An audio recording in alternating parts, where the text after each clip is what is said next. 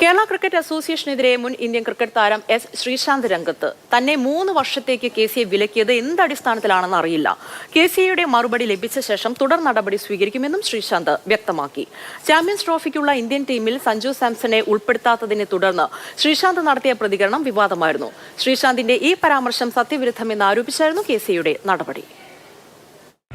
നമസ്കാരം നാട്ടുകാരെ, കൂട്ടുകാരെ, വീട്ടുകാരെ, നിങ്ങളെല്ലാം അറിഞ്ഞു കാണും. കേരള ക്രിക്കറ്റ് അസോസിയേഷൻ എനിക്കെതിരെ 3 വർഷത്തെ ബാൻ എന്നൊക്കെയാണ് പറയുന്നത്.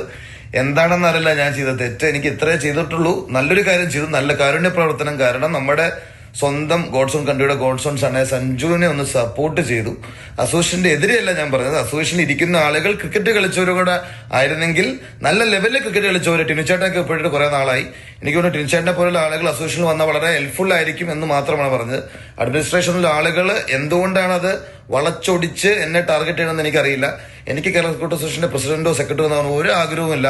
അതോ വോട്ടിനുള്ള പേടിയാണോ എന്നോ അറിയില്ല. എന്താണെന്ന് അറിയില്ല. നിങ്ങൾ നാട്ടുകാർ തീരുമാനിക്കുക. എന്തായാലും നന്ദിയുണ്ട്. നമ്മളെപ്പോഴും സഞ്ജുവിന്റെയും നമ്മുടെ കേരള ക്രിക്കറ്റ് അസോസിയേഷന്റെ ഏത് ക്രിക്കറ്ററും, മലയാളികളായ ഏത് ക്രിക്കറ്റർ ലോകത്തെമ്പാടും ഉണ്ടെങ്കിൽ ഞാൻ സപ്പോർട്ട് ചെയ്തിരിക്കും.